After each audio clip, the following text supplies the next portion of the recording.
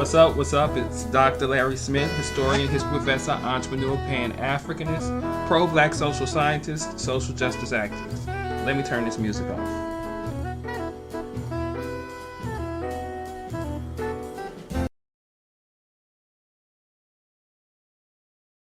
So let me repeat this. If you didn't hear me the first time, it is Dr. Larry Smith. I am a historian, history professor, entrepreneur, Pan-Africanist, pro-black social scientist, social justice activist. And this is Black History Live. This is the place in which you get unfiltered, raw, unedited, straight up factually credible college level history. Welcome. I've been doing this for a long time, teaching history, and so now I've decided to do it live. So those of you who are out there in live land, watch me live, throw me some hearts up in the comments section. That motivates me to keep creating these lectures, which takes time. That also motivates me to be excited to get on here every Tuesdays and Thursdays. And yes, I know it's Friday, but yesterday we had some technical difficulties, and so we had to work that out as best as we could. But we're here today, and we're live today. And for those of you who want to watch the video, you can watch a clip of it, some of it, on YouTube. You can watch some of it on TikTok. And if you want to see the whole thing and every lecture that I have, which would be eight lectures a month, you can subscribe to for $25. Who do you know, or should I say, where do you know, where you can get college level Black history for $25 a month? That is bomb, because a college education, just to take one college course, would be a lot more than that.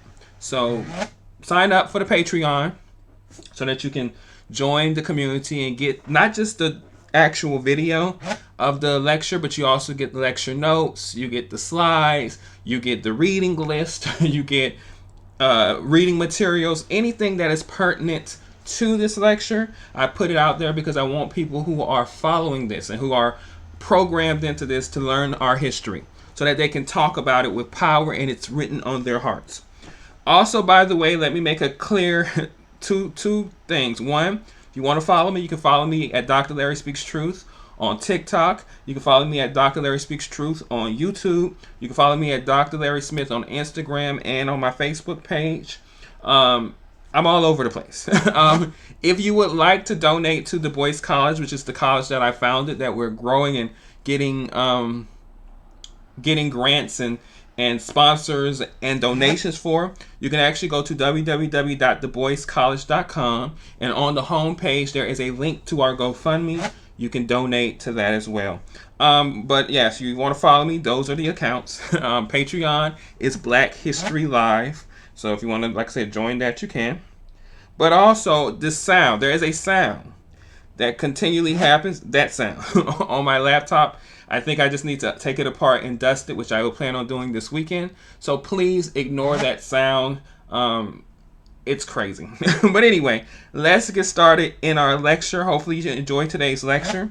Today's lecture, we're going to actually go to a second part to our first lecture, which was Black Children Childhood Loss, Black Children During Jim Crow America Part 2. So let's get that set up. Let me go bye-bye, and let's get into our lecture. Hopefully you enjoy it. Okay, so as I stated, the lecture is Childhood Loss, Children, and Jim Crow America. This is a series. It's just a 2-lecture series. My lectures aren't chronological. I just decided to talk about what I talk about and go into deep dive of history. And as I stated before, they're based on the research. There's resources at the end, resources included with the lecture on Patreon and such. But in today's lecture, we're going to go deeper than where we were in part 1. And we're going to move beyond where we are up to 1940, and we're going to go beyond the 1940s to the end of the Jim Crow era. We'll explore how Black children not only survived the Jim Crow era, but at some point became participants in the fight against it, catalysts for change, witnesses to the terror, but they were also builders of the resistance movement. I don't think a lot of people gather or understand that a lot of the civil rights workers, including Martin Luther King, were fairly young. Dr. Martin Luther King died in 1968, but he was 39. By the time you get to 1968, his movement had to be almost 20 years old. And so he had already been in the streets as a young person. And I tell all my students and young people who I talk to all the time, you can be movers and shakers and builders of resistance movements should you need to. So fight the power regardless of your age. All right, so let's get into this. I wanted to start with a video because I think that that's important to deal with with that, and particularly a video on lynching. Okay, lynching, which is a major phenomenon, but it is also an American phenomenon, right? Lynching during Jim Crow, these were public spectacles. These were open air, extra legal, which means they were not legally sanctioned, even though the government just kind of just allowed them to happen the way that they were happening. But these are legally sanctioned. These are, I guess, legally sanctioned, but extra legally sanctioned, should I say? It's public spectacles, open air executions that were usually carried out by white mobs, often with full community attendance. These were put in newspapers. They were people who took souvenirs of body parts from these things, and this has been happening. Nat Turner was lynched in the 1830s. So this is not something that is new to the 1930s or the Jim Crow era. This is something that has been around in the United States for a very long time. But usually there was community attendance.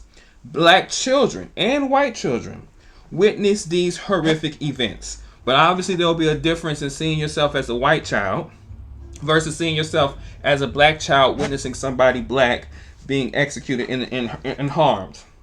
But these were burnings. These were hangings. These were mutilations, and sometimes they would see these of their own family members being mutilated, burned, and hung. Imagine that being your introduction to justice and the justice in this country. These memories lived inside them forever, shaping how they saw safety, law, and humanity itself. All right, so let's play our first clip.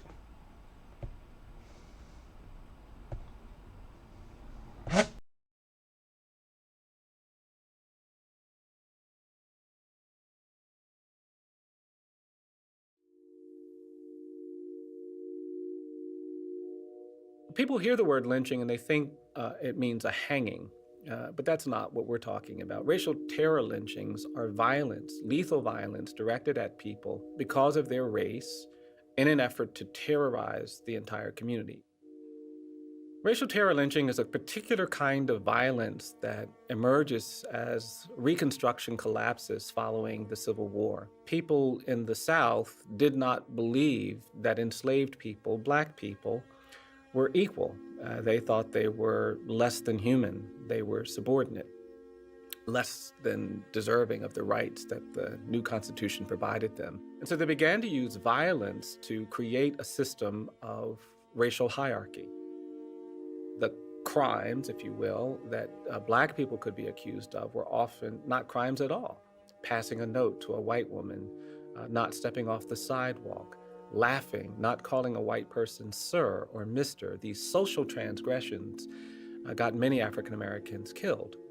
This violence was not directed just at the person who was murdered. It was directed at the entire African American community. It was terrorism. And for us to recover from that violence, from that terrorism, we all have to know it, and we have to deal with it. We have to address it. We have to talk about it.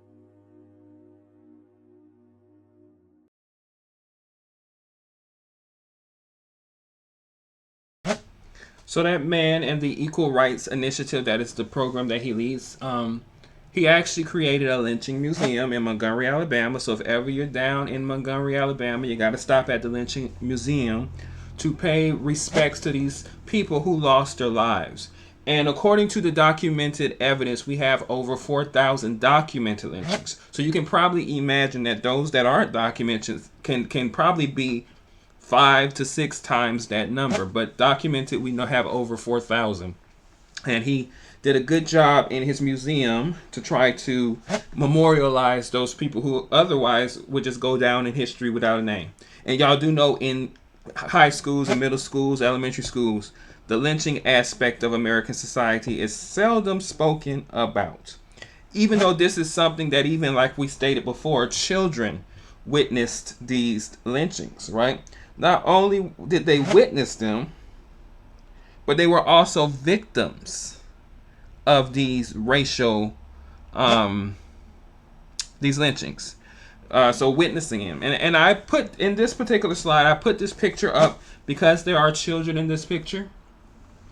But these children's experience of what a lynching is, a lynching was used for them to punish black people. So these children in this picture are going to grow up, and they're going to see lynching as a normal for them, and harming black bodies, having no sympathy. If you see a black man strung up in a tree or set on fire, bodies being mutilated, you're not going to have a sensitivity or an empathy to this black person's experience.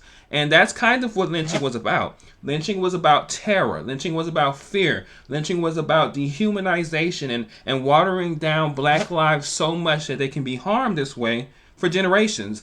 And in a way to kind of keep black people in their place, they created these terror movements of lynching. But it was brutal. It was inhumane, but it was part of the experience. And even black children were not immune to the effects of lynching. Many times, black children were also victims of lynchings. Some of these children weren't just witnesses. They were actually the victims of these lynchings. In 1908 alone, 1908, in the 20th century, 100 years ago from 2008, at least 17 black teenagers were the victims of lynchings in America. Okay? And it wasn't just because these were hardened criminals, people who were terrorists or harming others in this country. Accusations didn't require evidence. They didn't have to go to court for this. Just the fury of a white mob and the silence of the city and the state to allow these things to happen. Newspapers sensationalized these killings as though it was just part of a normal experience in several states across the country, not just in the South. Lynchings took place all over this country. And there was no justice. Nobody was brought to justice. In that previous picture on the previous slide, you clearly saw faces. No one was wearing a mask. A lot of times when we talk about black history or we talk about American history and these types of things, many people think about the KKK, the Ku Klux Klan. And they assume that people hiding their faces, committing grotesque terrorist acts, and they were doing it subversively at night. No, some of these were broad daylight, after church on Sundays. They would get together and have these big, massive kind of events. And the culmination of those events were lynchings usually. And they didn't cover their faces because they knew. They were well aware of the privilege they had of not facing any kind of prosecutions for these acts of terror. Sometimes local officials even encouraged it and joined in on the lynchings of children. Remember, this lecture is about children. So we're talking about children losing their lives in lynchings. Let's talk about a couple of case studies, right?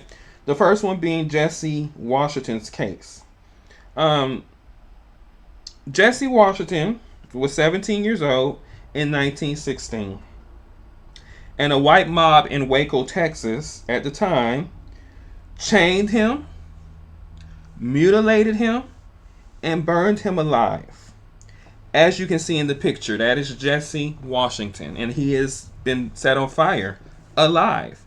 And you can actually tell he was set on fire alive because look at his legs, right? You can tell he was wincing in pain and just suffering there. These photos that you're looking at were photos that became part of printed postcards that were being sold in Texas as souvenirs, as relics of this horrific lynching. Children were in the crowd, as you can see. Some reportedly laughed at Jesse's body being up there, being mutilated and burnt alive. This wasn't just a crime. According to Kerrigan 2006, which you can find that information for the references at the end of the slide presentation. This was culture. This dehumanization was part of white culture at the time. So when we say things like Black Lives Matter, as I've stated before, we're not saying it from a place of only Black Lives Matter. It's coming from a place of Black Lives Matter too. Because there was a time, and there's still a time sometimes in U.S. in which it seems that that's not always the case. So let's play a clip on Jesse Washington's experience.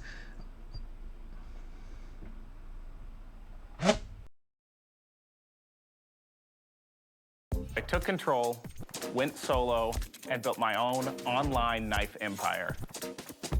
Well, it's become known as the Waco horror story, and now a state historical marker recognizing the 1916 lynching of Jesse Washington has just been approved by the Texas Historical Commission. 6 News anchor Jasmine Caldwell is live outside Waco City Hall, where that infamous lynching happened 105 years ago. Jasmine? Well, hey, Leslie, this has been 5 years in the making. When the Texas Historical Commission, they put Waco at the top of their list last week when they approved more than 60 historical markers.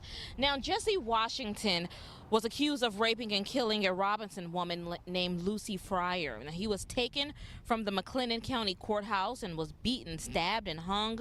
About 15,000 people watched as his body was burned and castrated. Now, images of the lynching were seen around the world. Joe Welter is a member of the Community Race Relations Coalition, the group who had been pushing for a historical marker since 2016.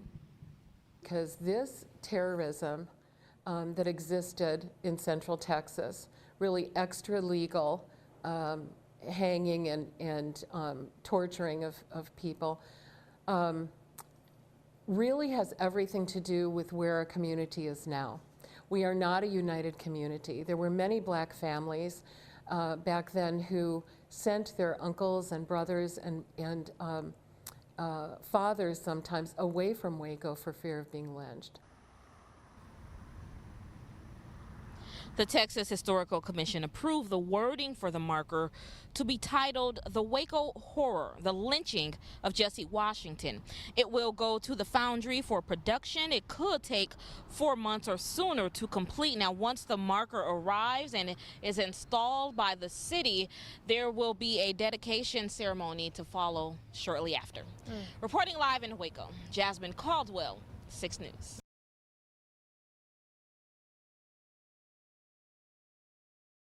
All right, so Jesse, 70-year-old black kid, farmhand from Robinson, Texas, lynched on May 15th, 1916 in Waco, Texas.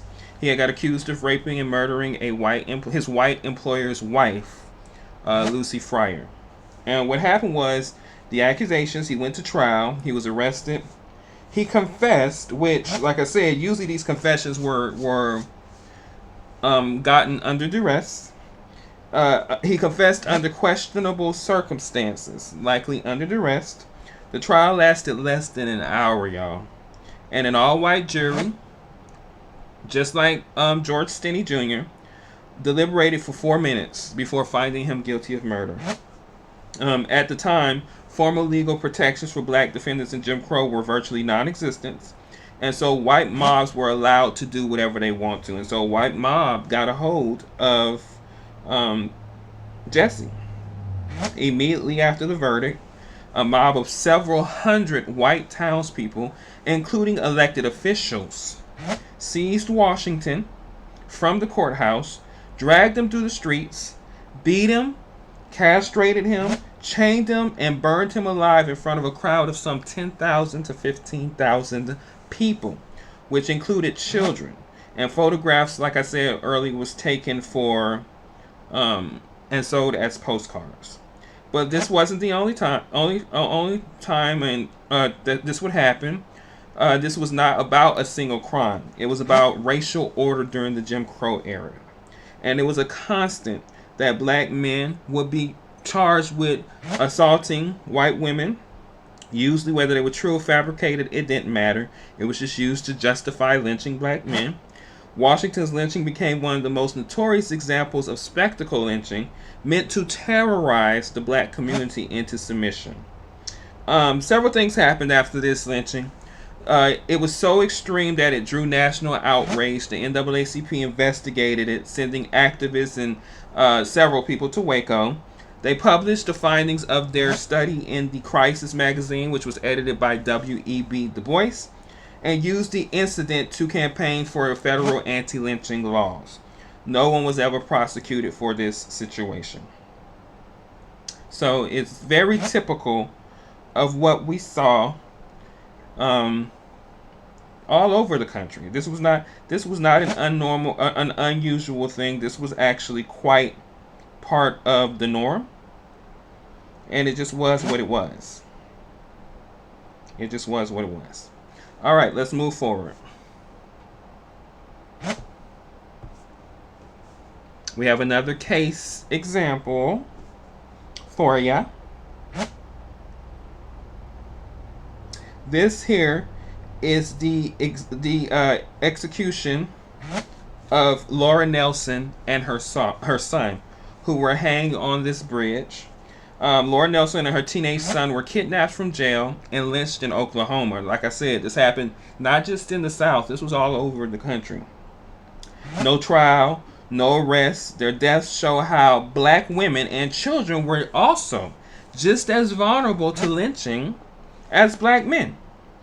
But they were also vulnerable not just to mob violence, but to a legal system that turned its back on them. That wasn't there to stand in the way and to make sure that justice was a thing that these people received. So man, woman, and child was under the persecution of lynchings. And this was a horrific lynching of a child, a teenager, and his mother. Let's play a clip of it. This story is probably one of the most horrific that I've ever told. It's a story that was common, but also one that should not have happened. However, the history behind this story should anger you more than what happened to this black family. Before I get into what happened to the Nelson family in 1911, I have to provide you with some history. This history is crucial to understand the Supreme Court and how it allowed Jim Crow and put black people on a path that we were never supposed to be on. I encourage you to watch this video fully. This is an important part of black history that you must know. And I promise you, you will not be disappointed if you watch to the end. Slavery not only brutalized and dehumanized black people, but it also made black people invisible. The period that followed the Civil War was the Reconstruction period. It is the most crucial period in American history for black people. Because during Reconstruction, the United States made its first attempt at trying to build a country based on equality on the ruins of slavery. The Reconstruction Congress sought to provide newly freed black people with access to the courts and to voting rights and public accommodations. It also sought to protect newly freed black people from the violence that was being carried out against black people in the South. Congress greatly expanded the power of the federal government more than it had ever done before. In many ways, this period was like the second founding of our country. The second founding put the federal government as a custodian of freedom for newly freed black people. The second founding began with the passage of the 13th Amendment, which abolished slavery. Without the 13th Amendment, slavery would have continued. The Emancipation Proclamation that President Lincoln signed did not by itself abolish slavery. It only set free enslaved black people in the areas that it applied to where Confederate states were in rebellion to the Union. Abolition was necessary because a proclamation could be reversed by future presidents or by the courts. There was a real fear that the Supreme Court might later invalidate the Emancipation Proclamation. The 13th Amendment was the first amendment in the nation's history to expand the power of the federal government rather than restraining the power of the federal government. I'm not going to get deep into the 13th Amendment in this video because we'd be here too long if I did. I'm going to talk more about it in a video we're doing for Juneteenth later on. During the second founding, the 14th Amendment was also added to the Constitution. Its purpose was to establish the rights of newly freed black people by creating a uniform definition of citizenship and guaranteeing black people equal protection under the law. When Congress passed the 14th Amendment, it believed that it had the power to outlaw private acts that interfere with the promise of guaranteeing equal protection to the newly freed black population. This included racially motivated violence and excluding black people from public spaces through segregation. The second founding also saw the passage of the 15th Amendment, which guaranteed the newly freed black population the right to vote. The Reconstruction Congress saw the 15th Amendment as the completion of the second founding. They believed that they had set the country on the path towards equality where newly freed black people could walk out of the past of slavery and into the promise of an equal future. But as soon as these amendments were passed, Southern states went to work in trying to keep black people into second-class citizenship. They passed black codes that criminalized every aspect of black life so they could put black people back into chains and work them for profit. Violence against black people started occurring all across the South. The Klan rose up at this time and began its reign of terror on black people. The central question became, did the new second founding amendments protect black people from these private acts of violence that were occurring? The Reconstruction Congress believed that they did and went even further and passed more legislation to protect black people. In 1870 and 1871, Congress passed 3 enforcement acts that were designed to use federal power to stop the violence and discrimination that the South was inflicted on black people and to enforce the power of the 13th and the 14th Amendments. One of those enforcement acts was the Civil Rights Act of 1875. This act was designed to protect black people from the violence and discrimination that was being carried out by individuals and groups in the South. And the federal government used these acts to prosecute violators. Between 1871 and 1873, federal prosecutors brought over 2,000 criminal cases under these enforcement acts. Then something changed in 1877. The federal government abandoned black people. In exchange for winning the presidency, Republican Rutherford Hayes agreed to withdraw federal troops from the South and let southern states control their own affairs. This ushered in the Jim Crow era. After the federal government abandoned black people, the Supreme Court went even further to leave black people to violence and segregation. Remember how I said that the Reconstruction Amendments were designed to protect black people and guarantee them equal rights and treatment? Well, the Supreme Court disagreed and didn't feel that way. The Supreme Court felt that black people should stand on their own feet and that federal power should not be used to help black people who were only recently out of slavery. In a series of cases in the 1880s, the Supreme Court set the stage for what would become the most violent and traumatizing and dehumanizing era for black people in this country. The court created what is known as the State Action Doctrine. It said that the Reconstruction Amendments only applied to states and not private people. In the 1873 case called United States versus Crusade, the court overturned the convictions of a white mob that massacred dozens of black men in Colfax, Louisiana, because it said that these were private acts and not acts done by the state of Louisiana. In the 1883, in the 8-1 decision, the court put the death knell in the Reconstruction Amendments and the legislation designed to help black people. In 1883, in a collection of cases called the Civil Rights cases, the Supreme Court held that the Civil Rights Act of 1875, which was passed in response to the violence from the Klan and the racial discrimination in the South, it said that it was unconstitutional. The court said that the 14th Amendment only prohibited state actions of discrimination, not individual acts of racial discrimination. The court held that the 14th Amendment did not authorize Congress to legislate against private discrimination and private conduct, thereby limiting the scope of federal protection for black people in the South. The court feared that allowing Congress to control private actions would undermine southern state legislatures' right to govern themselves. One justice dissented, Justice John Marshall Harlan, a former slave owner. Justice Harlan pointed out that the court was more than willing to help private slave owners enforce the fugitive slave laws when enslaved black people ran away, but not willing to protect these same black people from those same former slave owners who sought to re-enslave black people. The decision was met with widespread outrage and disappointment amongst African Americans. Public meetings and discussions were held all across the country. Frederick Douglass delivered a very powerful speech at Lincoln Hall in Washington, D.C., criticizing the decision. He compared the ruling to other significant setbacks in American history, such as the Dred Scott decision in 1858, when the U.S. Supreme Court said that a black person had no rights that a white person was bound to respect. Douglass said that the ruling was a reflection of the United States' ongoing battle between liberty and slavery, and the country's lack of commitment to liberty and equality when it comes to black people in America. John Mercer Langston, an influential African-American lawyer and educator at the time, he criticized the Supreme Court's decision as absurd and said it was incomprehensible. Langston compared the history of black people in America to that of the biblical story of the Exodus. He said that the emancipation meant more than just the end of slavery. It meant full citizenship, and that the laws were designed to protect black people from all forms of discrimination, both public and private. I'm not just telling you this just to give you a history lesson. These cases were important because it meant that the South was free to do what it wanted to black people. By striking down the Civil Rights Act of 1875 and upholding segregationist policies, the court set a precedent that encouraged further disenfranchisement and discrimination against African Americans in this country. These cases allowed for segregation. They empowered Jim Crow to enter every aspect of black life. By making the distinction between private and public acts, it meant that the lynching and mob violence against black people could go on without any interference from the federal government, because these were the acts that were carried out by private citizens and not public acts. Between 1882 and 1968, over 4,000 black people were lynched in the United States. The Supreme Court undid all the work that was accomplished on black people's behalf in the Second Founding. Black people actually saw a decline in their civil rights because of the Supreme Court. And that brings me to the story of Laura Nelson and what happened to her and her family in 1911. In the early 1900s, Okemah, Oklahoma was a small town filled with racial tensions that defined much of that era for black people living in the United States. Laura Nelson was born around 1883. In 1896, she married Austin Nelson. They had 2 children, LD and Carrie. In 1911, LD was about 13 years old and Carrie was 2 years old. On May 1st, 1911, Sheriff Gerald Looney received a complaint from a local white farmer named Claude Luttrell about a stolen cow. Luttrell obtained a search warrant from the Justice of the Peace, A.W. Jenkins, permitting him to search the Nelson's farm. Sheriff Looney assembled a gang of white men, including Latrell and the neighbor Oscar Lane and Constable Cliff Martin, to execute the search warrant on the Nelson's farm. They came to the Nelson farm around 9 p.m. on May 2nd, 1911. As they began their search, they discovered meat allegedly stolen from the cow that was found in the Nelson's barn. At this point, the situation escalated quickly. 13-year-old LD grabbed a weapon to defend his family. Laura Nelson also armed herself with another weapon. A firefight erupted, during which Constable Martin was grazed in the leg, and Sheriff Looney was fatally struck. Following the altercation, the Nelsons fled to a relative's home but were later arrested that day. The blame fell upon Laura and LD for the entire situation. The entire family, including 2-year-old Carrie, were put in jail. There were serious doubts about the prosecution's case, with many questioning whether the state had enough evidence to actually convict Laura and LD of this crime. As they awaited trial, news of the sheriff's death spread, and anger over the possibility of the Nelsons not being held accountable gripped the white community with anger and wanting revenge. Newspapers started printing sensationalized stories about Laura and about her family. They described Laura as being a wealthy and vicious black woman. LD was described as being tall and ragged, even though he was a child. The white population did not want to wait for a trial. On May 24, 1911, a mob of over 40 white men stormed the jail. They dragged Laura and LD out of their jail cells and took them 6 miles away to a bridge over the Canadian River, close to a black neighborhood.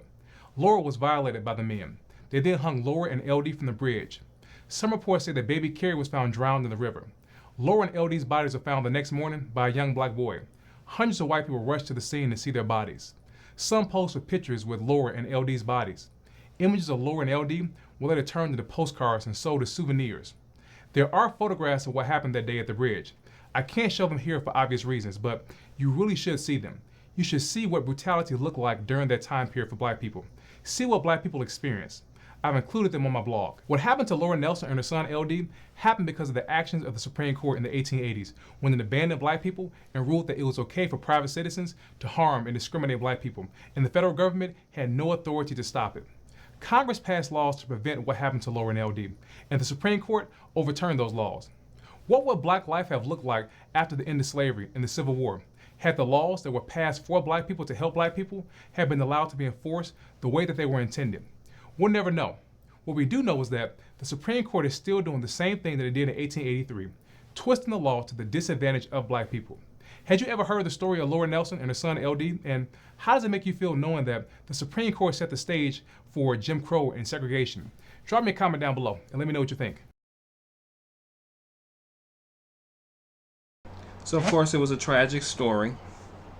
She lost her life and her child lost his life, once again reiterating that lynching and the terror and the mistreatment and the dehumanization and all the other bullshit that came with it during Jim Crow era affects children just as much as it affected adults, you know, and it was just unfortunate that that was the case. But black children did resist. That's one thing we can be proud of, that these children didn't just take the mistreatment or take the whatever lying down. They did stand up for their rights. And black children didn't just take it. They didn't just absorb the trauma. They resisted. They memorized poems. They learned in secret. They joined the youth chapters of civil rights groups like the NAACP children's chapters.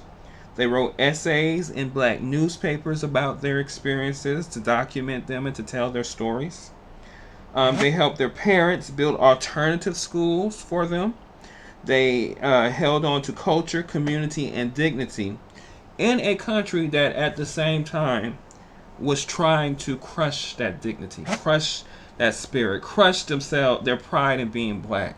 You know, these kids were walking around in the 19-teens, 20s, 30s, 40s, 50s, 60s during the Jim Crow era, being black and proud, not pitying themselves. Even though they were part of a society that was victimizing them, they didn't carry themselves as victims. They persecuted through and did their part to contribute to the resistance movements that were beginning to happen, leading into the civil rights movement. This is when we have to have a discussion about black parenting.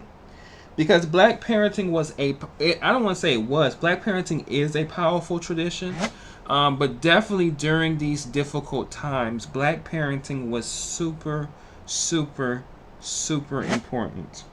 Black parents were the first defense of everything that their children were experiencing during the Jim Crow era. They taught their children how to code switch, and for those of you who don't know what code switching is, that is just simply being one way at home and being different in the public. Like, for example, we all have a professional voice, and then we all have a voice on how we talk with our homeboys, homegirls, family members, friends, whatever. So their kids as black people, we've all had to do that in some capacity, most of us, in our lives. They monitored their children whereabouts closely. They knew who their children were playing with. They handed down oral histories of black history to their kids. There was a time in our history as black people in which learning our history was so important. And it was so important to pass down to our children and our children's children. I learned our history first through the men in my family, because as late as I was born, in the latter part of the 70s, it was still an important thing for black parents to ensure that their children had an education in our history, right? They taught them protective prayers and taught them survival strategies, which were just tools that preserved black identity through constant and inevitable danger, right? So it was very important for black parents to give their children something other than just life, because you had to make sure that even though you gave them life, they knew how to survive to live. And not only survive to live, but know who they are, know where they came from, know what their ancestors went through and what they survived. And I believe personally that knowing that my ancestors experienced the transatlantic slave trade, the dehumanization, and all that came with that institution of slavery, and we're here today, to me that's very powerful. That lets me know that there's not a goddamn thing on this planet that I cannot do. There is nothing that I cannot overcome. And anything that I want to accomplish, I have the ability to accomplish because my ancestors were enslaved. And they fought and they built, and I'm here, damn it, because of those people. So black parenting played a huge role in my life, and it played a huge role in the lives of children during the Jim Crow era. Children, I stated before that children were also in black newspapers many times. Black newspapers like the Chicago Defender became lifelines for everybody black in the community. Like the Chicago Defender is what got people to move to Chicago during the Great Migration, which we'll talk about momentarily, but got people to move to places like Chicago and move out of the South. But it also was like a news source that was giving the things that black people needed to hear on how to survive, tools to survive, and other things that were needed. The Chicago Defender became like a lifeline. These black newspapers, they celebrated school achievements. They reported on the racial violence. The lynchings were placed in the magazines. And they even created children's columns where the children can write to empower the youth, to empower children. These papers were not just media sources. They were educational and emotional armor for black children and their parents and the black community as a whole. One of the things about the black community is we know the power of the media.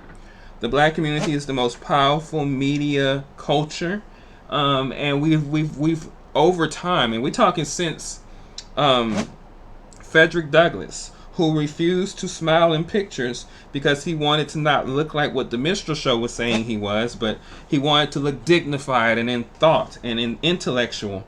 So he didn't smile in most of his pictures, because he knew the power of the media. Martin Luther King knew the power of the media. W.E.B. Du Bois knew the power of the media.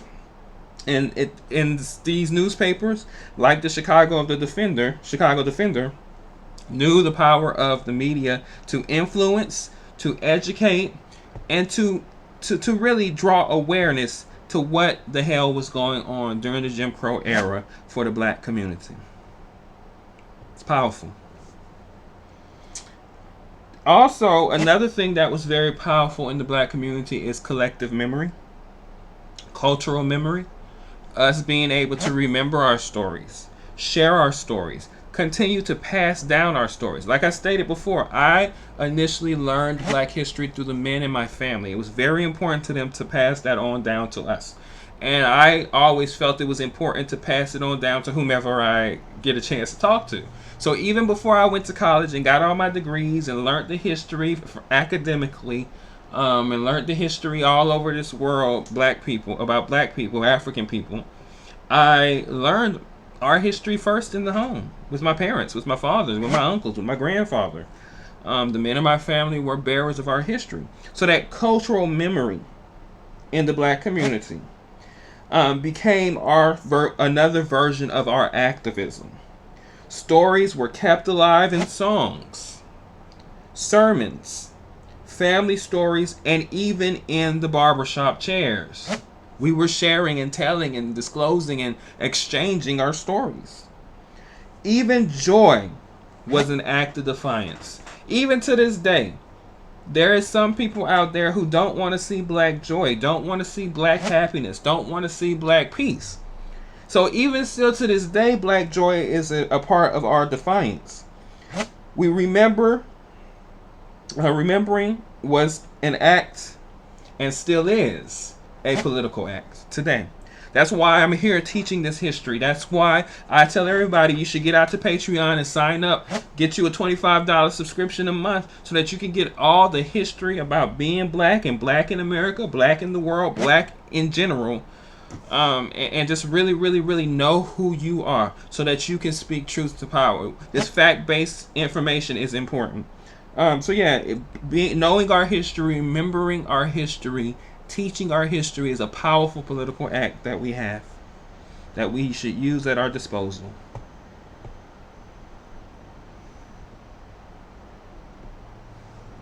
So what was stolen from these children initially?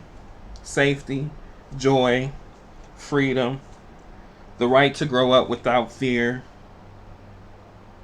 But even in that theft that these children experienced, there was a generation of young black children who emerged with strength, emerged with tenacity, emerged with the ability to deal with anything. They became the thinkers, the fighters, the foundation of the civil rights movement. When you think of Rosa Parks, you think of Martin Luther King, you think of Hosea Williams, you think of James Baldwin, you think of Bayard Rustin, you think of Angela Davis, you think of Assata Shakur, you think of Huey P. Newton, you think of Bobby Seale, you think of Fred Hammond, you think of Kwame Ture, you think of Maya Angelou, you think of Toni Morrison, Zora Neale Hurston, Langston Hughes, so many. These were people who grew up during the Jim Crow era to become powerful figures within the civil rights movement, but within the black rights movement in the Black Renaissance, telling our stories, teaching our children, entertaining with our stories. Billie Holiday's Strange Fruit, which I might do, like I said, I would love to do, and I may do histories on some protest music within the black community. But Strange Fruit was a protest song.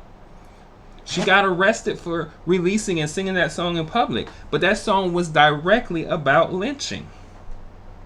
Strange fruit among the sycamore trees. Black body swinging. That's what she was talking about. So these children grew up to change the world around them because the world around them tried to hurt them. It's a powerful. We can learn so much from the children of the Jim Crow era. Hence why this lecture is important to me and hopefully to everyone listening and observing it.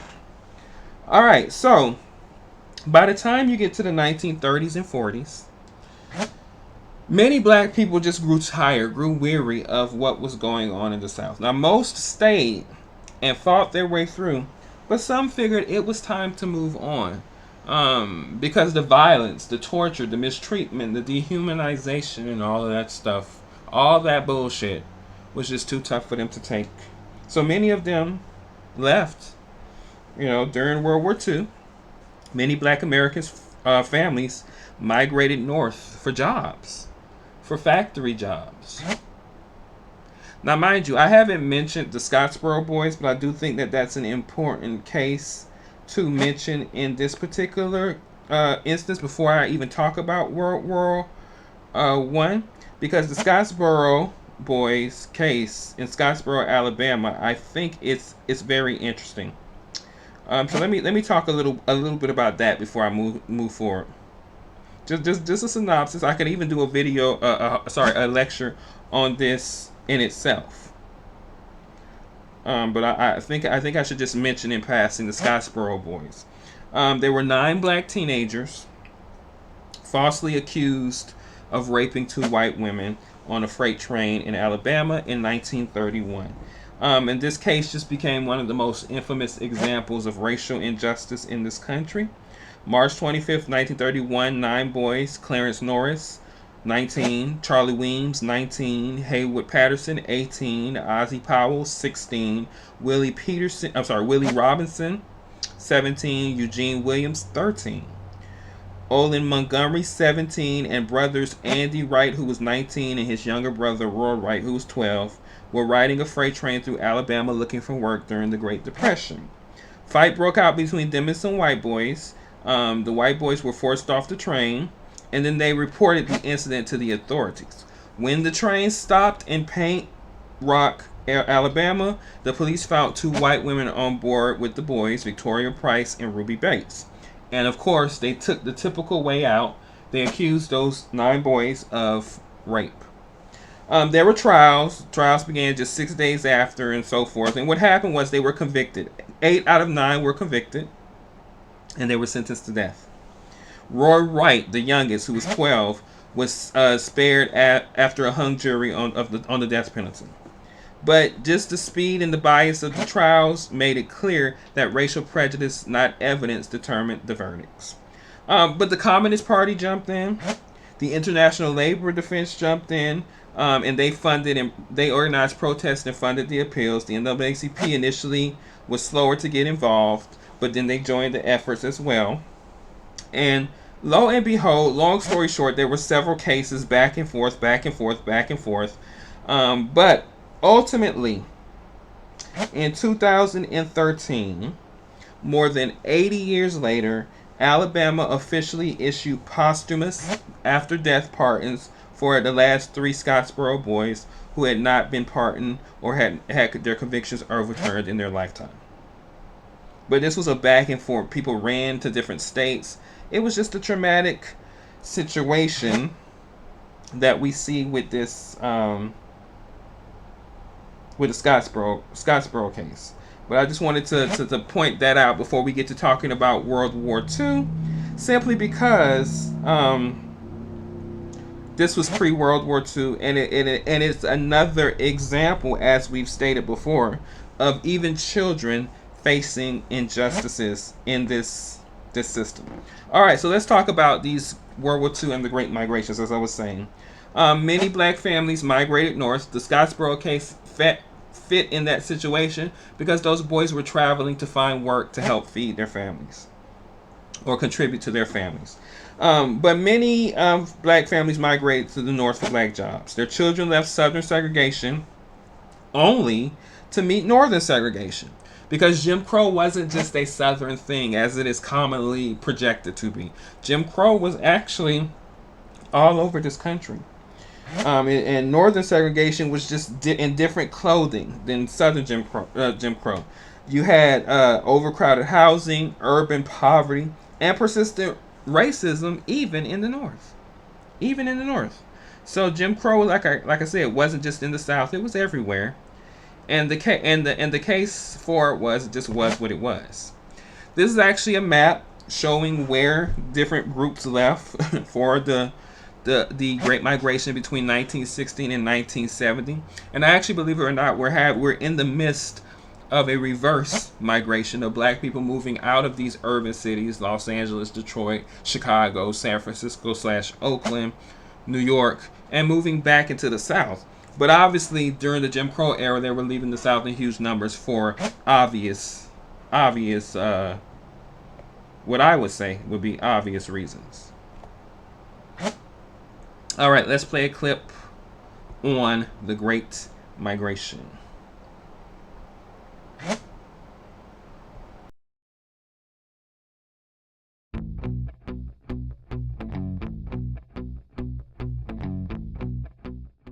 Life's better when your stuff is protected under our roof.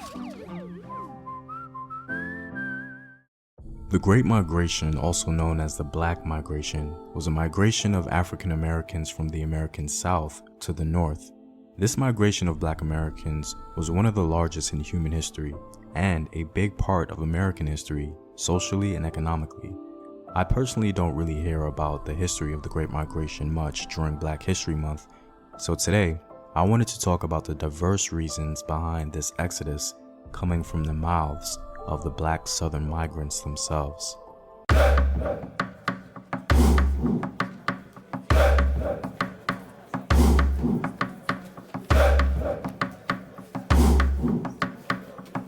What up, African world? It's Home Team here, and welcome back to another video of African history, culture, and worldview. By supporting this channel on Patreon, you're helping in the creation of these videos and supporting this content. If you'd like access to full courses and sources, or you simply want to show your support, you may do so by clicking the Patreon link in the description box below. To begin, even though this video will be limited because scholars could not interview every single African American who moved north, I think we'll find that the diverse reasons cited all speak to the same issue. Today, we understand the Great Migration as a movement of Black Americans to the north because of racial and economic reasons, but these two things are tied together. For example, in this video, you'll see several reasons as to why Black Americans moved or desired to move north, but they all have the same undertone. The quotes we're going to be reading will cite economic reasons, racial reasons, family reasons, and some even possess some religious overtones. But all these reasons are connected ultimately to race. From 1911 to 1918, between 200,000 to 1 million African Americans moved north, and they continued to do so long after this period. The documents used for the research are from the Scott Collection of Letters in 1919, several other letters appearing in the Chicago Defender, and a few autobiographies. All in all, the study drew from 225 documents, most of which being letters from African Americans. I think there is tremendous value in studying these letters as it gives us just a small peek into their mindset. In the study, surprisingly, only 14% of African American migrants cited racial violence in the South as the primary reason for the move. I indeed wish very much to come north, since I am away from the lynchman's noose and the torchman's fire. To be honest, I was surprised to hear that percentage, but I think Sam Marullo of Tulane University made a good point as to why this percentage was so low. Racial violence in the South was so thick and prevalent, even normal, that it would almost be silly to cite it as a reason for leaving. In other words, it's obvious that racial violence was the foundation for the move, and so other reasons given would give it a fuller scope. Another reason for the low percentage, according to Professor Sam Marullo, may be because of the fear of retribution if the letters were to make the ear of the white populace. All of these are just theories, but good ones nonetheless.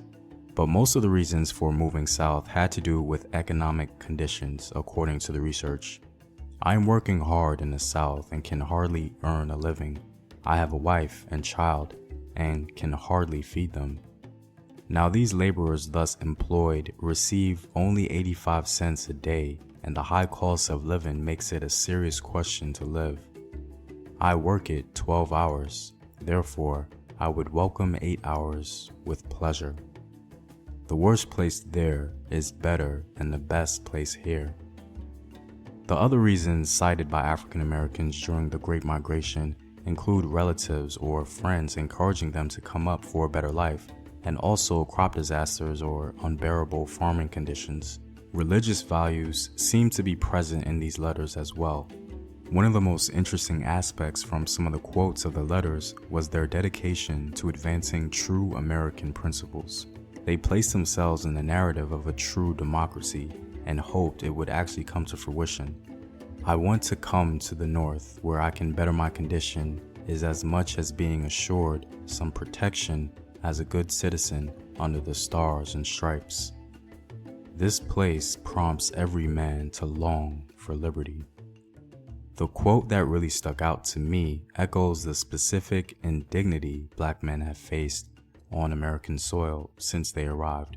I find it interesting that the North not only represented a sort of promised land for economic mobility, but a place where black men can actually be a man.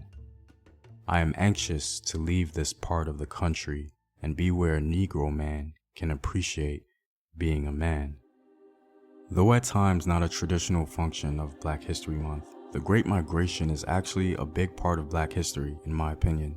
To discover the reasons for their departure in letter form, straight from their mouths, if you will, is a precious part of Black history. Though these reasons are diverse, in my opinion, there is an undercurrent that ties them all together. The American South clearly did not give people of African descent access to human citizenship because of race, and so a new beginning somewhere else became the dream. This isn't just a history of migration, but Black exploration. In the context of American history, every Black migrant traveling north was an explorer, because you never knew what kind of dangers you could be met with along your journey, and there existed no guarantee of social or economic security once you reach your destination. For the most part, all they took with them was a dream and a hope for something better. The Great Migration, in my eyes, is really a history about the spirit of exploration and courage amongst our people. Well, I'm all out, guys. If you like these videos and want to help in its continued production, consider supporting the home team on patreon.com. The link is in the description box below. Know thyself, remember your ancestors. Peace.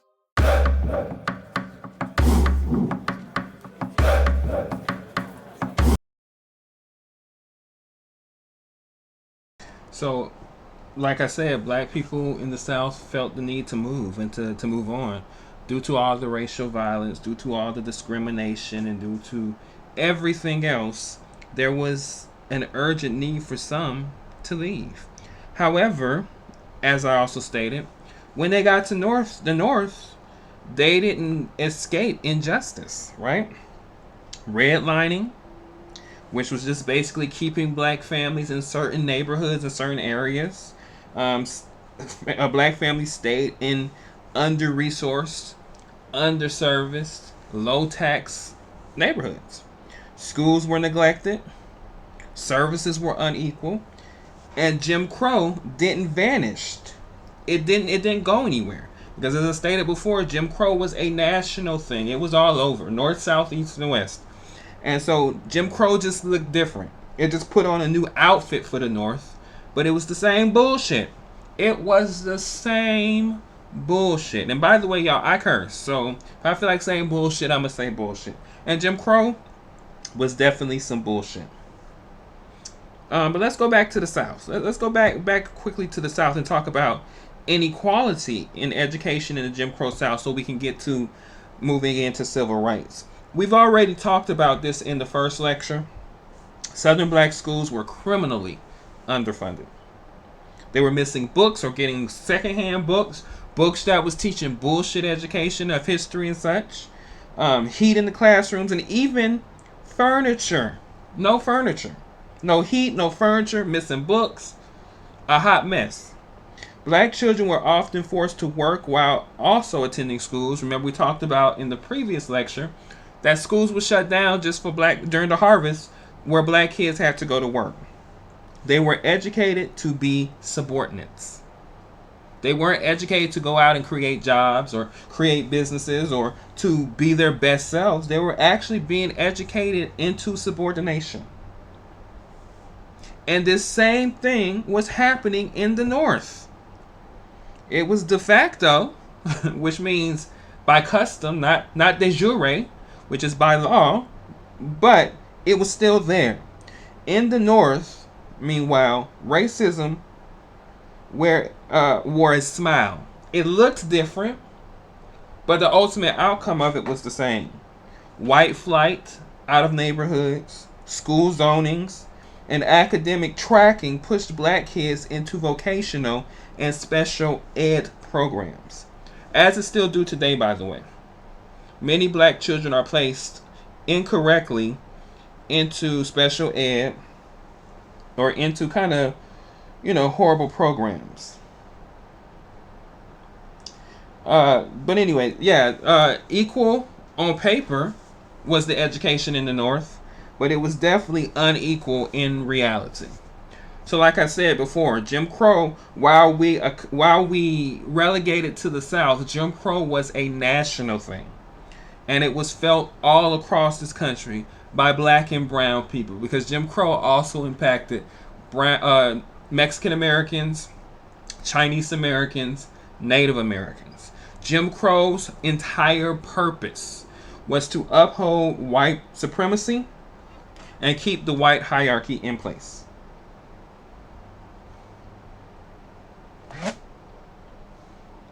Let me play a clip for you guys on redlining. I do think that this is our last clip, but it is, like I said, these are terms and concepts that I think are important for everyone to understand.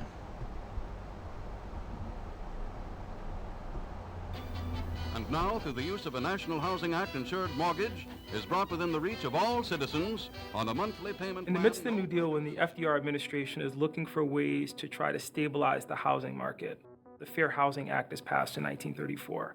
And as part of that, the Homeowners Loan Corporation is also established, with the hope that if you could establish long-term mortgages with fixed interest rates, you could create pathways to homeownership for most Americans. This time they can buy this house with monthly payments that are less than they now spend for rent.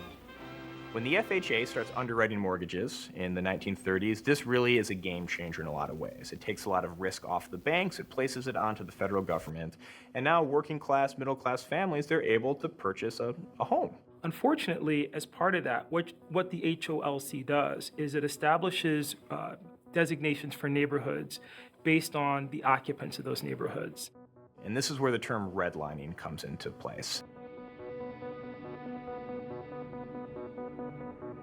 The FHA, they made color-coded maps of all the largest cities in the United States, and they broke cities down into 4 different areas. Red is considered hazardous, that's the worst. Yellow is considered definitely declining, blue is considered still desirable, and green is considered the best. And what's so powerful about this kind of scale of measuring investment, it was about values and people. The fact of the matter is that there was no evidence that those people who lived in those communities, predominantly black and brown people and foreign-born people, would have defaulted on loans. There are no firm realities behind the close proximity to blackness and your property values going down. That's just not true. The FHA is being very upfront and very explicit in how they are linking spatial desirability with racial occupancy. It's this racialization of space idea. So areas that were predominantly African-American or majority minority, or really, in a lot of cases, even if there's a few non-white people there, that's often enough to be redlined. So when they built these maps, they also explained why each area got the ranking it did. The area around 4th Avenue South, which is called the Old South Side. This was a nice area, it had nice homes. It's the historic African-American neighborhood on the south side of Minneapolis. This one part of South Minneapolis was redlined specifically due to, and I'm quoting, a gradual infiltration of Negroes and Asiatics. The FHA refused to give an area a green-lined designation. Again, this is the best designation that they'll offer unless, and I'm quoting again, restrictive covenants are already in place. That line's from the FHA underwriting manual. Racial covenants aren't just about discriminating against people of color, it's about enriching white people. And I think that's the part that often gets lost in this narrative. And I think it does speak to the ways that white supremacy have been embedded in really built structures and built environments. I mean, if your grandparents bought a home on Minnehaha Creek, you know, that home's worth, what, $500,000? If your grandparents rented an area that was redlined and then subsequently destroyed by a freeway project, you know, you're not inheriting anything. In a lot of ways, the practice of redlining, which didn't start until the 1930s, institutionalized and spread racial covenants all over the country, because suddenly developers got sanctioned, they got direction from the federal government saying, this is best practices if you want to have a really high rating from us, if you want to get the most favorable terms for any loans. By kind of de-integrating Minneapolis, which in many ways is what racial covenants are doing, this set the stage and enabled all these subsequent systems of inequality to really take hold. this very persistent myth that northern cities never had formal segregation.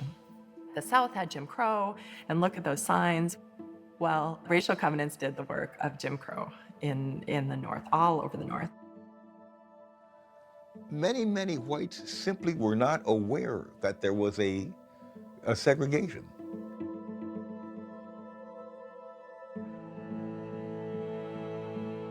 So many people in Minneapolis would be outraged what they thought that their friend was being discriminated against. They knew something was happening, but it wasn't happening to your friend. That was what kind of this mixed kind of a situation that we had in Minneapolis. I mean, if you could imagine these people, their parents sent me cookies and, cakes all during the war. And I was welcome in their house. There was no question about it. And then there's other people who were just absolutely Klansmen. That was what Minneapolis was all about. But that was my generation in Minneapolis. We were hemmed in that ghetto, and that was our life. That was our world. The 1935 land use planning map used to define which place would get mortgages versus others circled these areas, called them slums, places where the quote-unquote Negroes lived. These are places to avoid, right? So they're gonna give you substandard housing and they're gonna contain you. Access to affordable housing was a challenge. When you think about the reasons behind the creation of public housing, we had a lot of folks forced to the low-wage sector, right? And you're thinking about what jobs or opportunities that low-income folks of color even had access to at this time. I would argue that with the creation of public housing in 1938, with the Sumner Field homes, became this really interesting iteration of the redesign of space. You have 400 units of public housing, which were segregated at the time, created.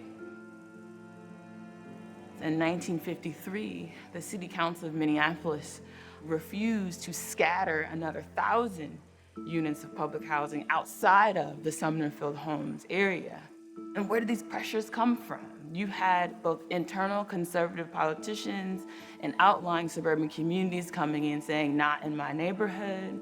And the City Council crumbled under the pressure and then took what was 400 units of public housing to over 1,000 units in less than a decade. They have strategically manufactured urban poverty.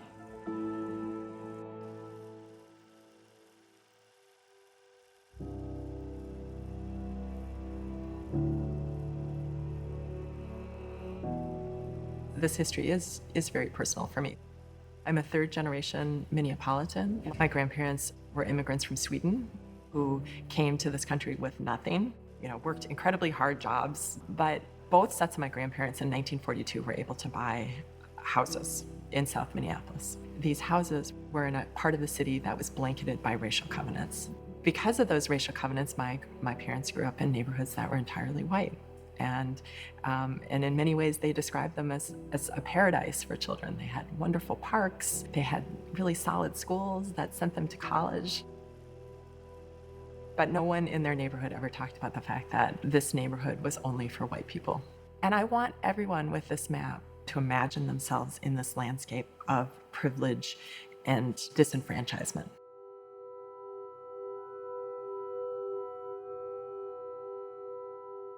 So as I stated, redlining was a thing, a way of reducing black people to less than, and not funding them, not protecting them, not treating them the same way that you would treat our white counterparts.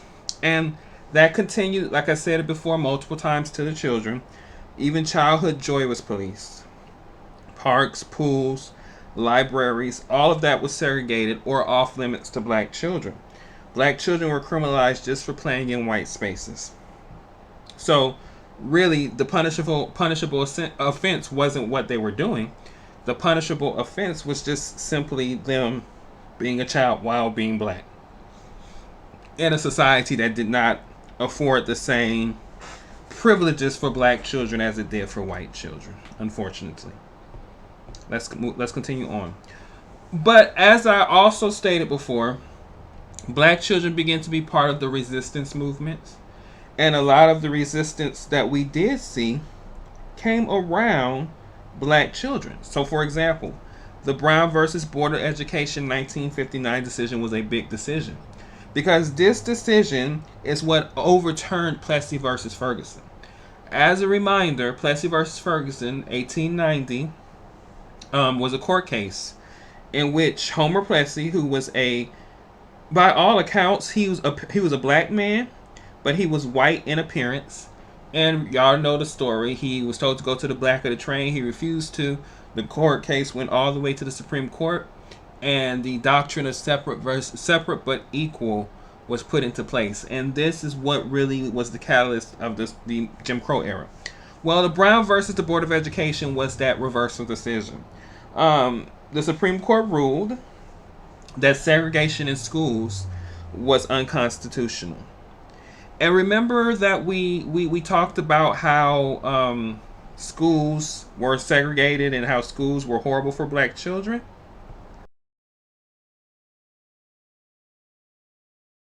Well, this case proved that, right? Thurgood Marshall and others were able to prove that black schools were markedly worse, grotesquely worse, than white schools. But this legal victory sparked violent resistance across the South, and it just added more intensity to the white rage that was already occurring in the South against black people. So this decision actually was not an easy decision to see the benefits of it initially, simply because there was a backlash. Literally, schools were shut down. Where black children couldn't go, it was shut down for white children as well. Schools were redistricted. Private schools began to become a norm. Charter schools began to become a norm. Anything not to educate black and white children in the same schools. And the rationales differed. Some thought black children were violent. Some didn't want to see interracial relationships between black children and white children. Some had misconceived notions about black children and so forth. I just want to interject this clip about Thurgood Marshall, who was the lead attorney on the Brown versus Board of Education decision. And as we know, Thurgood Marshall is going to go on to become the nation's first black Supreme Court justice.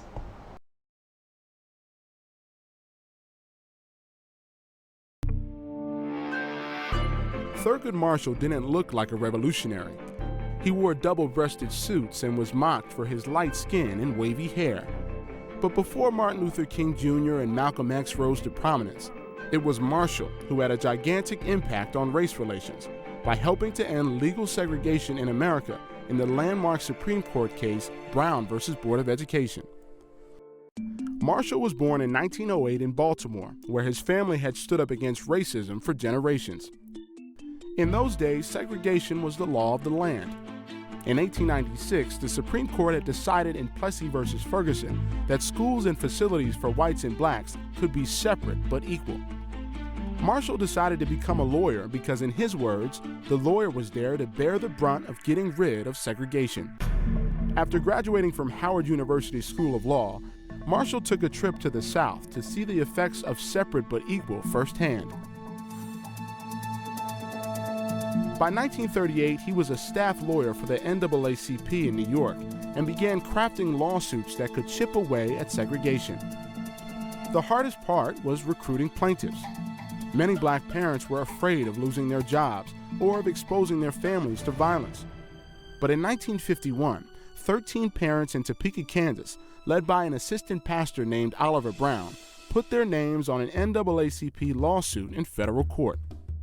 Marshall lost the Kansas case and another one in South Carolina. But in 1953, the U.S. Supreme Court announced that it would take on his appeal, not just to those cases, but to 5 separate cases that challenged segregation. The combined cases became known as Brown versus Board of Education. On May 17, 1954, the court's decision came down.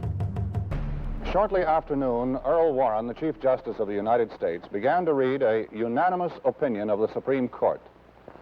Ruling in 5 cases in which 5 Negro children sought the right to go to the same schools as white children, the court said, separate educational facilities are inherently unequal.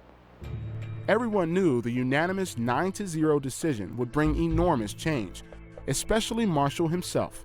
We do believe that this decision in itself will encourage the people to take further steps without litigation in many areas. Further steps were taken in later years, following in the wake of Marshall's success. In Little Rock, Arkansas, at the University of Alabama, and in Boston. Integration wasn't easy, and 25 years after the Brown decision, Topeka, Kansas was still segregated. Even today, the other schools here are not fully integrated, primarily because of housing patterns. Most black people live in one part of town, whites in another, so many neighborhood schools are largely segregated. But Thurgood Marshall, by that time a Supreme Court justice himself, never stopped believing that using the law to overturn segregation was the way to bring racial justice to America.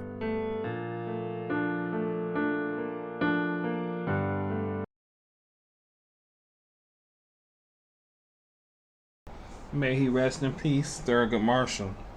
But his work on that case, the Brown v. Education case, as you can see, caused a lot of changes to occur in America and ultimately led him to becoming the first black Supreme Court justice. And as of yet, as we are on the precipice of our 250th anniversary as a nation, we've only had 2 black justices. One black woman, Ketanji Brown, and the black man.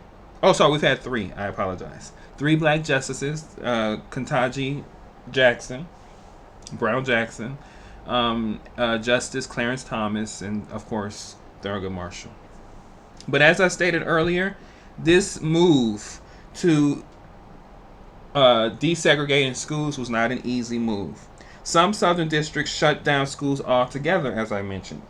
Instead of integrating, they'd rather just not have their kids go to school with black kids, so they just shut down schools and relocated. Black children were often met daily with threats, being spat upon, facing racial slurs, and even physical assaults just for showing up to class. One such group would be the Little Rock 9 in Arkansas, in which these students were just going to school and they faced hostility and pressure and insults, and the governor didn't even want to allow them to integrate into the schools. That picture down there that you see of the young lady, she's one of the Little Rock 9. That other picture up there is Ruby Bridges, who's still alive. Both of these people are still alive today and are able to tell their stories. Imagine being 6 years old or 7 years old and needing the police or the National Guard to walk you to school out of fear of someone harming you. And we've already studied in this lecture and in the previous lecture that kids were often the target of violence, racial violence, lynchings and beatings and other things. So there was a reason that these children felt that they needed police escort, National Guard escort into school, because they were actually under physical harm. Your parents getting fired for enrolling you in school, parents would get fired. Your presence was seen as an attack simply for you wanting to go to a school that had good textbooks, that had heating, that had quality education. White people. These children were not just students. They were civil rights warriors in my shoes. In Tiny Shoes, in my opinion. They were doing the work that they needed to do just by simply wanting to go to school. They should have never had to go through this. But once again, America has a history with racial reckoning. It just is what it is. And even children were not immune to this craziness. I put this here just kind of to give you all, once again, remind you that children were lynched. Children faced racial violence. Between 1877 and 1950, over 4,400 people were documented as having been lynched. At least 100 of them were under the age of 18. Some were as young as 11. Remember George Stinney? He was executed at 14 in a 10-minute trial, remember? America did this to our children. We talked about Jesse Washington. This was just what the truth was. So children during Jim Crow faced hostility unlike anything that a white kid at the same time would face. Perhaps the most famous, I guess you would say, lynching of a child during the Jim Crow era would be the lynching, the brutal killing, slaughtering of Emmett Till. Emmett Till, in short, was a young man from Chicago who went down to Money, Mississippi, sent by his mom, as many children had done from different parts of the country, went to visit for the summer their friends in the South. And Emmett was sent from Chicago down to visit his uncle and his cousins down in Money, Mississippi. And allegedly, when they went into the local grocery store called Bryant's, something happened. But out of it, the woman working in the store, Carolyn Bryant, accused young Emmett, who was 14 at the time, of whistling at her. Just simply whistling. Now, whether he whistled or not has always been a subject for debate. But whether he whistled or not, he's a 14-year-old kid. Nothing that you would think anyone should be terrified enough to create the stir that Carolyn Bryant did. But she did. She accused him of whistling. He was beaten beyond recognition. His mother made the decision to show his mutilated body to the world by putting it on the cover of Ebony magazine, and young people all over the world saw the brutality that even young black children had gone through in the Jim Crow South and in Jim Crow America. She made a bold decision. And I've had friends who were around during that time who can recall what that image meant to them. I had one friend tell me that it upset her because her and Emmett are the same age.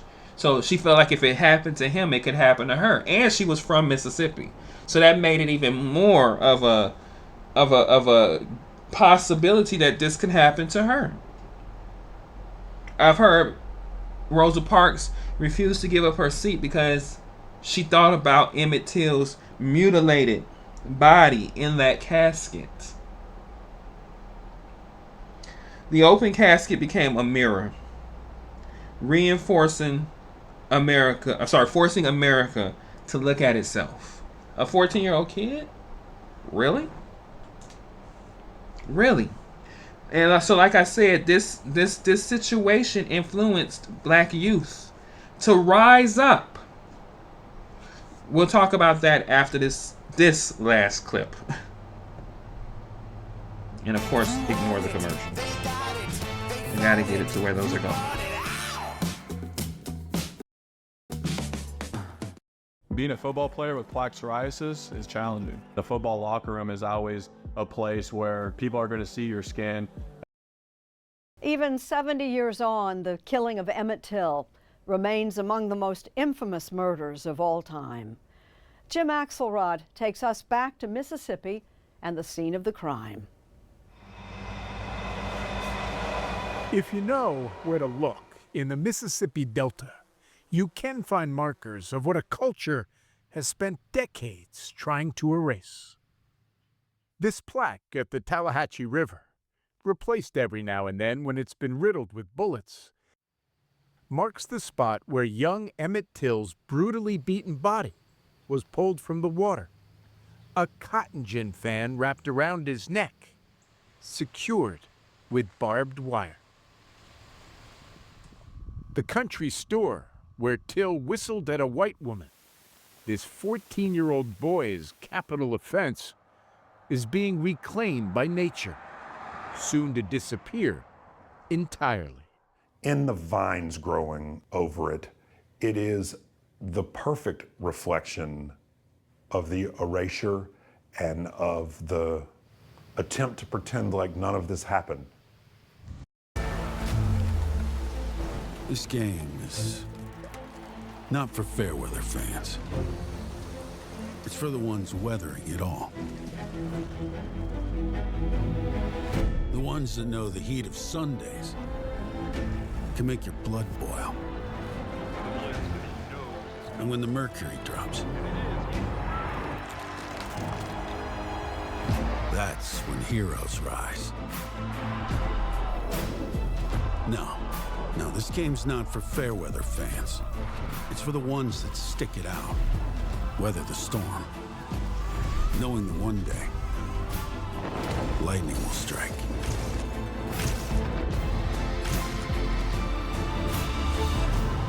That's football. For all weather, not fair weather. The new era NFL Sidelines series, the official cap of the NFL sidelines. But at the very spot where this lynching unfolded nearly 70 years ago, nothing. Every day, people drive by this barn just outside Drew, Mississippi, with no idea what they're passing. It's just a barn sitting on a farm in the absolute middle of nowhere. But the worst thing imaginable happened inside there. And I think that's the point. In his new book, The Barn, author Wright Thompson, also a fifth-generation Mississippi Delta cotton farmer, most of the monuments around the state were built, examines what he calls evil, hiding in plain sight.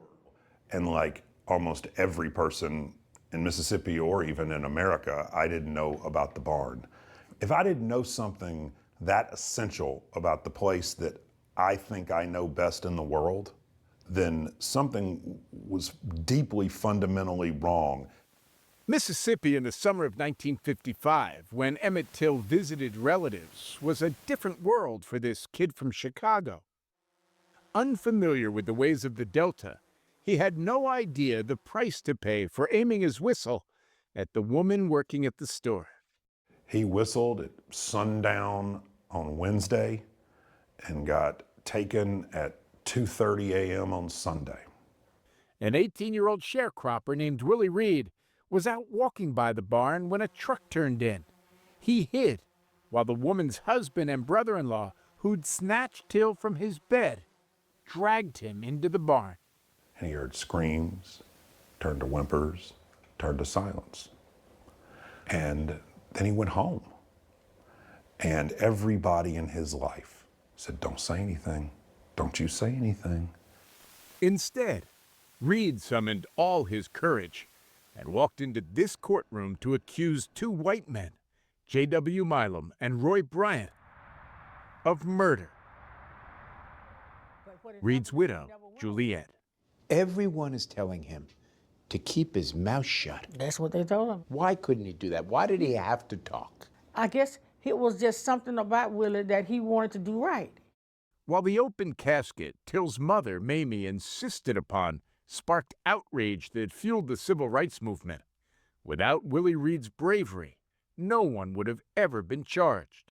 Life doesn't stop when you're getting an education. That's why Sophia offers self-paced, online, college-level courses that are designed to transfer. Access 70-plus courses for only $99 a month and start learning today.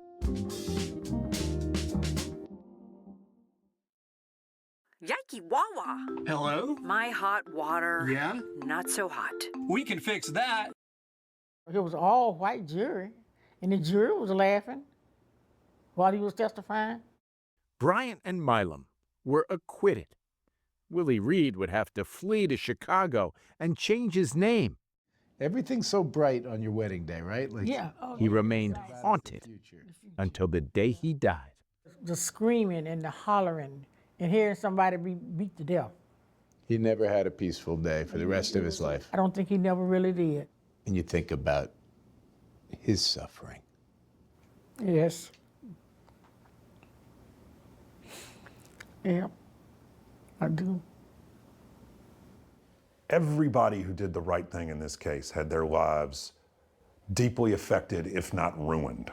And the people who did the worst of it walked away free. That injustice is what Thompson says needs illumination. Here in the Delta, where the instinct's always been to keep it shrouded. And he was killed right about 4 or 5 miles from here. And people in Drew don't even know. It's like the past was being erased. In 1965, Gloria Dickerson integrated the schools in Drew. That's me right there, surrounded by all the white kids. Schools that made no mention of Till's death when she was growing up, and still only merits 117 words, one paragraph, in the Mississippi history textbook used today. How can that be? How can that not be the first thing kids learn? In Mississippi, they're not going to learn about what happened to Emmett Till. Separate but equal. She combats that erasure through a program to teach kids in Drew today the history her parents made sure she learned as a child. And when we would pass that barn, my mom would say, that is where Emmett Till was killed. But you want the experience you had as a kid. You want that to be the experience of every kid in Mississippi. Every kid, every kid. The blacks need it, and the whites need it too. And we are profoundly sorry. While Tallahatchie County apologized to the Till family in 2007, and a statue was unveiled in 2022, the legacy of silence remains powerful here. You're in your 60s when you first go to the barn. I didn't know anything about the barn. Reverend Willie Williams' first visit to the barn was 2 years ago, and he helps run a nonprofit dedicated to Till's memory. I'm in high school when I found out this is the store where Emmett whistled at a white lady. And I grew up in the Delta. Not talking about what happened in the store, not talking about the barn, was that an attempt to erase? Erase? I think so. Sure it was. And that right there is the barn. This is where the paradox hits hardest. The ordinary building so many see, concealing extraordinary evil no one knows.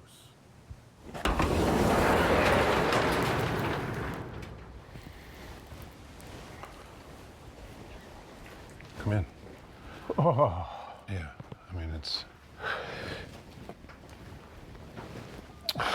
that's the only appropriate reaction. The barn, owned by a man who let us visit but didn't want to talk, and who's negotiating to sell it to Reverend Williams' nonprofit. Here, where Emmett Till was lynched, you'll find the most mundane items of everyday life. Knowing what happened here, and it's such horror, and there's an outboard motor, could you have something more ordinary? Driftwood from the river. You have those are Christmas decorations. That's a cross. That's an angel. And that, says Wright Thompson, is why he's dug so deep. So if the erasure continues, no one can say, we didn't know. It's the not knowing that we're combating. It's the not knowing. I mean, silence and erasure are just different words for the same thing.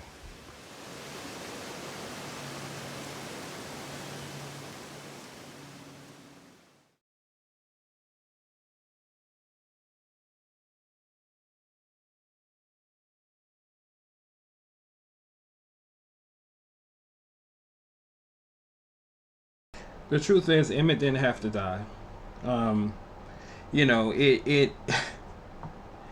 It was one of those situations in which it just furthered the evidence and the case that we've been making in this entire lecture series, that black children's bodies, black children's presence, black children's lives were just as much in jeopardy as their parents. And that's, like I say, as it was sombering for Emmett's family, it's somber for us to talk about today. And how, our children's lives, the Tamir Rices, the Trayvon Martins, the kids whose lives and young people whose lives are not safe even to this day. This is American history. This is American stories. This is the part of history that they're not giving in classrooms because they don't want you to have a perception of this country. But racialized violence against black people is as American Pie and the Stars and Stripes flag. But black youth didn't just take this sitting down. Emmett's murder, Till's murder, politicized an entire generation. Black youth joined the NAACP. They wrote, they marched, they fought, they protested, they spoke out. His death birthed a deeper fire in the bellies of black children all across America, but even all across the world. Those who saw that mutilated body in that casket just had to do something. They were galvanized. And so out of that fire came the Student Nonviolent Coordinating Committee, or SNCC, and the Youth NAACP branches with new leaders prepared to fight against racial injustice. They planned sit-ins, organized schools, and built movements. They were not the future, they were the present, and they were looking to bring about a better future than they had experienced in the past, and a better future than their parents could ever imagine. And so through several things they articulated through protests, like the Montgomery bus boycott. We always hear about Rosa Parks after she was arrested, when she was arrested, but this wasn't just the elders and the older people in the community who acted. These kids got involved. Black children walked miles to school in protest and to support the Montgomery bus boycott. They endured cold, heat, and harassment, but their commitment held the line even when many adults wavered. Those kids stood their ground. And that's another thing about the previous generations. Black issues weren't for only adults. It was for everybody, and everybody participated, and we were a unified unit against what was happening. Because there was no way you can explain away that, well, that's just these people's problem. No, it was a black problem. Same thing today. There should be a unity in which we fight against all sorts of injustices. Men, women, and children. Because we're all impacted by this. And so these young kids stood up for what they believed in. They engaged in sit-ins, like the Greensboro Four. Those were teenagers. In the Greensboro Four in Greensboro, North Carolina, at North Carolina A&T, that was the beginning of the sit-in movements, where they sat in at the counter at the Woolworths to be served. And they kept coming back. Those initial 4 young men were teenagers. So were many of those who participated in this movement. Black teenagers, white teenagers, and anybody who wanted to buck the system. They faced arrest. They faced being beaten. They faced having hot coffee poured on them, sugar and pepper thrown in their faces. All of that. However, they never broke. The discipline, the clarity, and the courage of these black youth shook America's consciousness and told them that even if children can stand up, anybody should be able to. There was even the Birmingham Children's Crusade in 1963, led by Martin Luther King.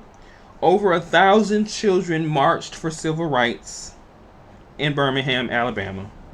And just as they would any other protester, these police unleashed dogs and fire hoses on children as young as 9. But the children didn't run.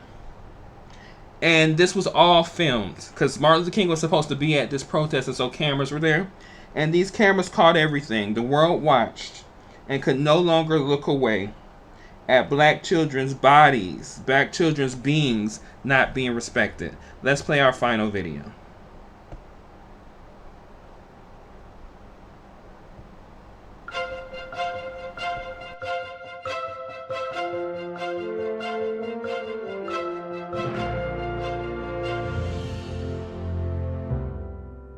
The Birmingham, Alabama Children's Crusade, launched by Dr. Martin Luther King and the Southern Christian Leadership Conference, also known as SCLC, brought national and global attention to the civil rights struggle in the United States. On May 2, 1963, black children who were trained in nonviolent tactics walked out of their classes and assembled at the 16th Street Baptist Church to march to downtown Birmingham. More than 700 children protesting racial segregation were arrested, blasted with fire hoses, clubbed by police, and attacked by police dogs. On May 3, 1963, hundreds more children began to march. Commissioner of Public Safety Eugene Bull Connor ordered police and firemen to attack the children with high-pressure hoses, batons, and police dogs. Images of the children being brutally assaulted by the police appeared on television and in newspapers across the country and world, provoking global outrage. Dr. King was also jailed during those protests, and in response to criticism, wrote his famous letter from a Birmingham jail. The United States Department of Justice soon intervened.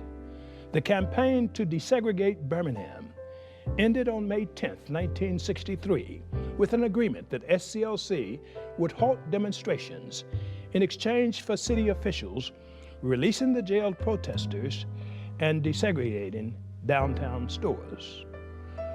A week and a half later, the Birmingham Board of Education announced that all children who participated in the march would be suspended or expelled from school.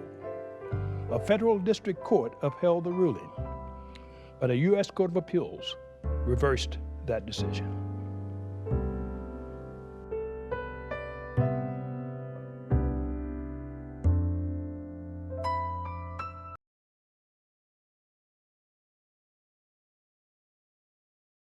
So like the heroes they were, those kids stood for something, and they fought for what they believed in. And like I said, made a difference, because seeing these kids attacked, seeing these kids accosted by law enforcement who were there to protect them through media is the reason why changes began to happen. I am of the personal historical opinion that it is these images, this photography, the media, this moral shock is really the reason why things slowed down as it relates to racial violence, because now the world was watching, and the United States as a nation had explaining to do. Photos of being black children shattered the myth of an American democracy. Seeing those black children hosed down and dogs put on them shattered the myth of an American democracy. And these children, these images, shall I say, became people became moral witnesses. Children whose images told the truth that white America refused to hear and that white America refused to acknowledge. But when you see it in your face, you have no choice but to acknowledge it. And so what we see with these kids who went through all of this racial trauma, from lynchings to murder, to incarceration, to poor schools, to poor environments, to being segregated on picnic and parks and swimming pools and libraries. These kids took this and grew into young adults who were willing to fight so that the next generation didn't have to experience the childhoods that they had to experience. Out of this trauma came some sort of transformation. Black children, those denied the right to be children, helped to birth a movement that would change this country and change the world. Their courage echoes into the present, calling us here to keep fighting. To keep fighting. And I'll put these sources are also included with these lectures, so if you don't get them here, you'll get them as an attachment to this in Patreon. Okay? So, the next time that someone says that all of this stuff we just talked about was a long time ago, remember this. Some of the people in these stories that we talked about, some of these experiences that we talked about, some of these people are still alive today. So it wasn't that long ago. Trauma doesn't just disappear. It just simply echoes. And so does the resistance. So does the resistance. It echoes. It echoes.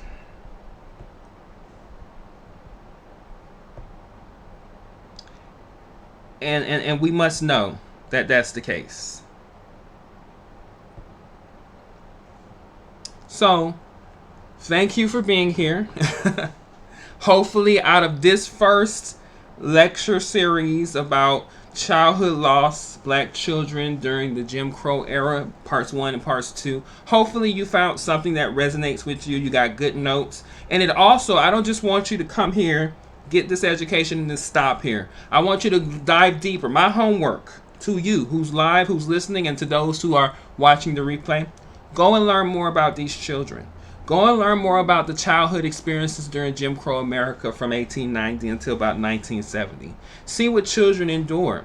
And these children, some of whom which are adults today and who grew up during this time, had to deal with this trauma and live with this trauma and see themselves as people through this trauma. It is what it is, but it is truthful history. It is the American story, and we have to address it. Once again, if you want to watch the repeat, remember a $25 subscription, which is not a lot for this high level content and high level education. $25 subscription to Patreon gets you access to every lecture we put out 2 times a week, 8 times a month. And if you just want to watch a snippet, you can go watch it on YouTube. Dr. Larry Speaks Truth. The Patreon is Black History Live, obviously. You can also find clips of these lectures on Dr. Larry Speaks Truth on TikTok, and Dr. Larry Smith on Instagram, and Dr. Larry Smith on Facebook. So as usual, I'm Dr. Larry Smith. I'm a historian, history professor, entrepreneur, Pan-Africanist, pro-Black social scientist, social justice activist. And that's a wrap. Y'all enjoy your weekends, enjoy your time with your family, and keep learning Black history, because Black history is always live. We're out.